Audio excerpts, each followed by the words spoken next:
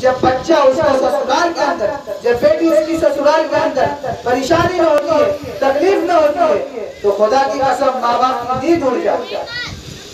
सामने खाना रखा हुआ है, पानी बन जाता है, भूख लगी है, खाने का दिल नहीं करता है। क्यों? हमारी बेटी परेशान है, उसको ये तकलीफ हो रही है, उसको वो तकलीफ हो रही है।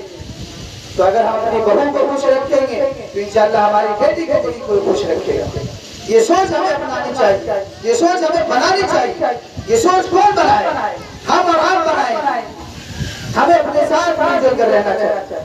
हाँ, इंसान की फितरत है कि अनबन होती है, ये नहीं कहता कि नहीं होती। जब बर्तन एक जगह इकट्ठा हो जाए तो थोड़ा बहुत धन की आवाज होती है, थोड़ा बहुत आवाज करता है। इसका ये मतलब नहीं होता कि बर्तन को उठा के फेंक दिया जाए। कभी आपने देखा ऐसा कि औरतें गई किचन के अंदर, ये औरतें गई गुसलखाने के अंदर बर्तन धोने के लिए, बर्तन एक दूसरे से टकराया या नीचे लग के आवाज किया, उठा के फेंक दिया? कभी देखा ऐसा? नहीं देखे होंगे। उसको फिर संजीदे से रख देगा। उसी तरह अगर हमारी रिश्तेदारी, हमारे घर के अंदर कुछ रंजिशें हो जाए, कुछ लफ्ज़ें हो जाए, तो आपस में गिले शिकवे हो जाए, तो खुदा के वास्ते माफ कर दीजिए। माफ करने से आप छोटे नहीं हो जाए, माफ करने से आपकी इज्जत नहीं गिरेगी, माफ करने से आपके अंदर बड़ा बढ़ जाता है। हम अपने बुजुर्गों की उठा के देखो कहा, हमारे बुजुर्ग, हमारे अकाबिर, हमारे असलाफ ऐसे नहीं बने। लोगों ने कुछ झूठे मारे, लोगों ने कुछ सताया है, लेकिन दर गुजर किया, तब जाके वो वक्त के औलिया बने। अभी जैसे हज़रत बयान कर रहे थे, हुजूर सल्लल्लाहु अलैहि वसल्लम आपके सामने बयान, वैसे भी भात खा के भात ना ये सुनने रे शिखर पैसा दियो सही बात, शिखर खा रहा है मार दिया।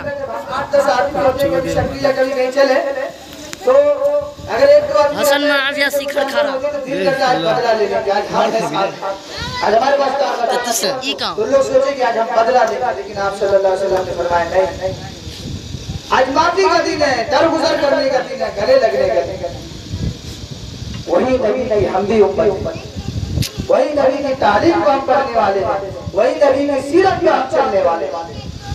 हमें कुरान भी वही तालीम देता है, हमें कुरान भी वही सिखाता है, हमें दीन भी वही सिखाता है, हमारी शरीयत भी वही सिखाती है, हमारा मजहब भी वही सिखाता है, हमारा ईमान भी वही दावत देता है। इधर गुजर का मामला है, आपस में इत्तेहाद रखें, आपस में मिलजुल कर रहे। इसके आगे थोड़ा सा चले, ननद का मामला। अब ननद घर में चुने, जब बहू नहीं रहती, कोई फुटो नहीं रहती, तो आजादाना जिंदगी गुजारी, कोई बोलने वाला नहीं, कोई बोलने वाला नहीं। जब चाहे बाहर चले गए, जब चाहे आ गए, जब चाहे कपड़ा, ये कपड़ा पहने, वो कपड़ा पहना, जब चाहे किसी से फोन पे बात की, इधर की उधर की, जिधर भी की। लेकिन जब बहू घर के अंदर आती है तो ननद को ऐसा लगता है मेरे ऊपर कोई सीसीटीवी कैमरा लगा, कोई मेरा निगरान होगा। मेरी बहनों, आपसे गुजारिश करता हूँ, आप बड़े खुश नसीब है, और खुश नसीब वो लोग हैं कि जिनको कोई टोकने वाला है, जिनको कोई रोकने वाला है। नहीं तो आप यतीम और वारिस की तरह जिंदगी गुजारेगा, पत्थर और टक्कर की तरह जिंदगी गुजारेगा। आपने वो कहावत सुनी होगी, आपको एक मिसाल देता हूँ कि जिस बात का मालिक होता है, जिस बात का मालिक होता है, तो उसको सींचता है, संवारता है, उसके अंदर एक खिलावट होती है, एक रौनक होती है, एक अजीब सा जज्बा होता है, देखने का दिल करता है, आदमी उसके अंदर जाके सुकून हासिल करता है, उसको अच्छा लगता है। जब आदमी जब टेंशन में होता है, कुछ होता है, तो जाता है बाग के अंदर, एक अजीब सा खुशनुमा बाग होता है, जब उसका कोई मालिक, उसका कोई माली होता है। लेकिन अगर वही कोई बाग, ऐसा कोई बाग है जिसका कोई देखने वाला है, तो बताइए वो बाग कैसा बाग है? वीरान, चटिया, पिछड़ा हुआ है। देखिए, आप वैसा रहना चाहती हैं, पिछड़े हुए, चटिया, लावारिस की तरह। खुश नसीब है वो लोग जिसके ऊपर कोई रोकने वाला है, कोई टोकने वाला है। ये तो हमारी छोटी सोच है, ये हमारी कम ज़र्फी, कम अक्ली है कि कोई हमें अच्छी बात पर टोकता है, कोई हम गलती करते हैं तो कोई रोक देता है, कोई टोक देता है, कोई समझा देता है, तो हमें दिल पे लगता है, बुरा लग जाता है। ननद बेटे को तो कहीं बातें नहीं करती अपनी भाभी से, अब वो कान फूटना शुरू कर देती है अपनी भाई का, अपनी माए का। ऐसा ना हो कि भैया को कह देंगे कि हम बाहर जा रहे हैं, हम टेलीफोन में बात कर रहे हैं, तो आपको भाई का दिमाग का काम होगा कि आप एक दूसरे के अंदर तानाशाही करें, एक दूसरे को सताना शुरू कर देगा। मेरी बहनों, अगर आप और आपकी भाभी अगर बोल नहीं तो आप उसे बड़ी बहन समझ कर उसे अपना देना। मेरे दोस्तों, ये घर इस तरह बनता है। मैं आगे आपको बता दूं, आखिरी बात इंशाअल्लाह वक्त में हो गया है, नमाज का भी वक्त होने वाला है। निकाह, क्योंकि मैं आप सामने एक हदीस पढ़ी, एक कुरान शरीफ की तिलावत की, वमिन आयातिही अन खलक़ लकुम मिन अनफुसिकुम, कि अल्लाह ताला की निशानियों में से एक निशानी ये भी है कि अल्लाह ताला ने इंसान में ही इंसान का जोड़ा बनाया। क्या हमें कोई दूसरी मखलूक की तरफ जाना पड़ता है जोड़ा तलाशने के लिए, शादी का जोड़ा तलाशने? नहीं, हम अपने ही चीज में जाते हैं जोड़ा तलाशने। ये अल्लाह की बड़ी शान की कुदरत। और शादी करने का मकसद अल्लाह ताला ने कुरान में बताया, क्या कि आप जो शादी कर रहे हैं, क्यों शादी कर रहे हैं? गाने बजाने के लिए, लड़ाई झगड़े के लिए नहीं, एक दूसरे को दिखाने के लिए नहीं। ये निकाह करना अंबिया का अमल है। ये निकाह करना मेरे नबी की सुन्नत है। निकाह करने से इंसान को सुकून मिलता है। निकाह मेरे नबी की सुन्नत है। दूसरे अल्फाज में यूं कहें कि निकाह एक ऐसा अमल है जो निस्फ ईमान को मुकम्मल ईमान कर देता है। जो इंसान का जो अधूरा ईमान है उसको मुकम्मल करता है। किस तरीके से? इसके मैं कुछ बताता चलूं कि निकाह जब कर लेता है इंसान, जब शादी कर लेता है तो गुनाहों से बचता है, बहुत सारे पुरुष बुराइयां से बचता है। तो मेरे दोस्तों, निकाह मुकम्मल होता है, लेकिन निकाह का मकसद हमें नहीं मालूम। आज हमारे बच्चे, आज हमारे माशरे में, आज हमारे लड़के निकाह कर लेते हैं, लेकिन उनको निकाह करने का मकसद नहीं मालूम होता, उनको हुकूक नहीं मालूम होता। जैसे हमारे हज़रत ने बताया ना कि आज बच्चे बड़े होते हैं, हम स्कूल कॉलेज में डाल देते, अगर हम उसको दीनी तालीम देते तो उसको मालूम होता, लेकिन हम दीनी तालीम देते नहीं। और जब उनको दीनी तालीम होती नहीं तो आपस में झगड़े होते हैं। अब शादी करके आया, 6 महीना साल 2 साल बहुत अच्छे रहे, 4-3-4 बच्चे होने हुए कि बस दो आपस में दंगल होने शुरू हो जाते, लड़ाई झगड़ा झूठ, क्या भाई कभी महके जा रही, कभी मना के लाओ, कभी डर करो, कभी भगा दो, यही होता है। कभी तलाक का मसला, आपने देखा होगा कुछ साल पहले तलाक का मसला चला था, कितना पेशीदा बना लोगों से। तो मेरे दोस्तों, हम हुकूक को जान, निकाह के मकसद को जान। अगर हमारे अंदर नहीं मालूम है, हमको नहीं मालूम, इल्म नहीं है, तो अपने गाँव के जो आलिम है, जो उलमा है, जो मुफ्तियाने कराम उसके पास बैठे, उससे सीखिए। मेरे दोस्तों, निकाह करने का मकसद इंसान बुराइयों से बचता है। निकाह करने से इंसान को सुकून हासिल होता है। अभी कभी इंसान कहीं से टेंशन में आता है, कहीं परेशान रहता है, अब घर पे आता है, बीवी खाना पेश करती है, पानी देती है, कभी सर दबा देती है, कभी खिदमत कर देता है, इंसान को सुकून हो जाता है। जब बच्चे रहते सामने उसको देख लेते हैं, इंसान को सुकून मिल जाता है। अब मेरे दोस्तों, निकाह को हल्का मत समझो, बल्कि निकाह अंबिया का तरीका है। निकाह करने से दो खानदान एक होता है। निकाह करने से एक फैमिली बनती है, फैमिली से एक खानदान बनता है, खानदान से एक माशरा बनता है, माशरा से एक समाज बनता है, समाज से एक गांव बनता है, गांव से एक शहर बनता है, शहर से एक पूरी दुनिया आबाद होती है। मेरे दोस्तों, जब आप निकाह करें, आप निकाह करके ही आप बाप बने, आप दादा बने, आप नाना बने, आप फूफा बने, आप मामा बने। और निकाह करने से ही लड़कियां माँ बनी है, दादी बनी है, नानी बनी है, फूफी बनी है। ये निकाह के मकासद है। लेकिन आज निकाह को आदमी हल्के में ले लेते हैं। मेरे दोस्तों, निकाह बहुत बड़ा रिश्ता है, आपने देखा होगा और आपके साथ भी ऐसा अमल आता होगा कि हम बाजार में सब्जियां लेने जाते हैं, क्या सब्जी लिए थोड़ा बहुत दे दो, आपके 30 रुपए किलो है भाई, 15 रुपए किलो देंगे तो ठीक है, नहीं छोड़ दो, क्या ले भी।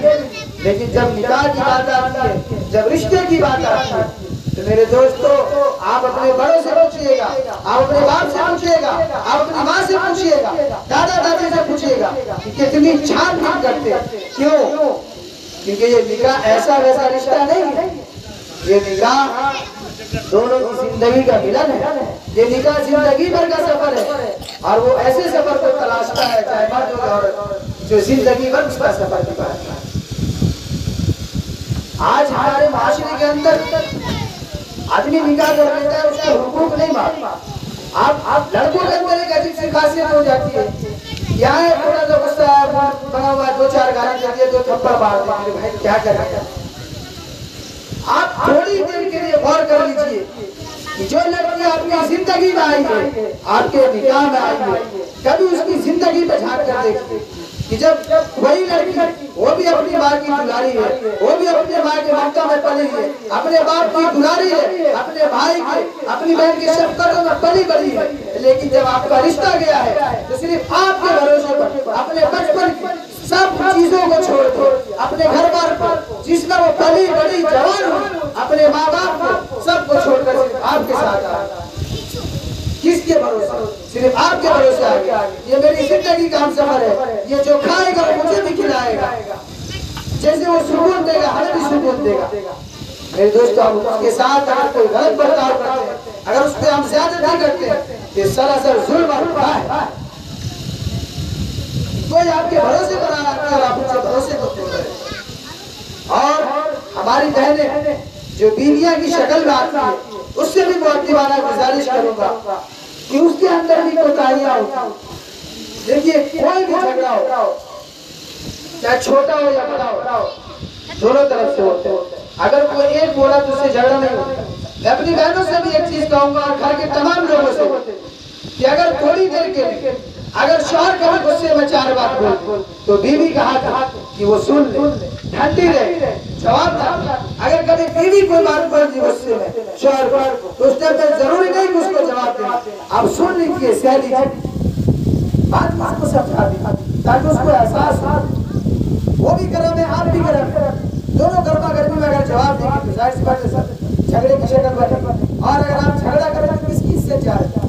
आपकी इज्जत जा रही है, आपके घर की इज्जत जा रही है, आपके खानदान की इज्जत जा रही है। गाँव वाले क्या, दुनिया वाले तमाशा देखना जानते हैं, दुनिया वाले वीडियो बनाना जानते हैं, दुनिया वाले मजाक उड़ाना जानते हैं, दुनिया वाले होटल में बैठ के चमी गोलियां करना जानते हैं, आपस में सुलह करना नहीं जानते।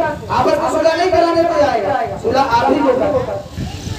मेरे दोस्तों, ऐसी बाबत की बात और हमारी बहनें जो बीवी की शक्ल में आई है, उनसे और भी मैं बात कहता चलूं कि अगर आपकी सास के अंदर जो चैनी गोलियां हुई है, अनबन होती है, जहाँ पर वो अगर आप पेश करें तो आपको भी पेश करना चाहिए। जिस तरह से आप अपने माँ बाप के घर के अंदर थे, जिस तरह से आप अपनी माँ की खिदमत करते थे, अपने बाप की खिदमत करते थे, अपने भाई की खिदमत करते थे, उसी तरह से जब आप ससुराल में आए तो अपने सास ससुर की खिदमत करें, ये समझ कर कि ये भी हमारे माँ बाप हैं, उसको माँ बाप का दर्जा दीजिए। देखिए, अगर आप मेरी बहनों गौर से सुनिएगा कि अगर अपनी सास को माँ का दर्जा देती है, अपने ससुर को बाप का दर्जा देती है, आप उसको टाइम पे खाना देती, टाइम पे पानी देंगे, उनकी खिदमत कीजिए, कभी जाकर उनको सर में तेल लगा दीजिए, कभी उनके पाँव के पास बैठ जाए, कभी उनका पाँव दबा दीजिए, कभी उनकी खिदमत कर दीजिए, मीठी बोल चार बोलिए, तो खुदा की कसम जब आप अपनी बेटी होने का इजहार करेंगे तो वो भी अपने आप को बेटी बनाकर रखेंगे, वो भी आपको गले लगाएंगे,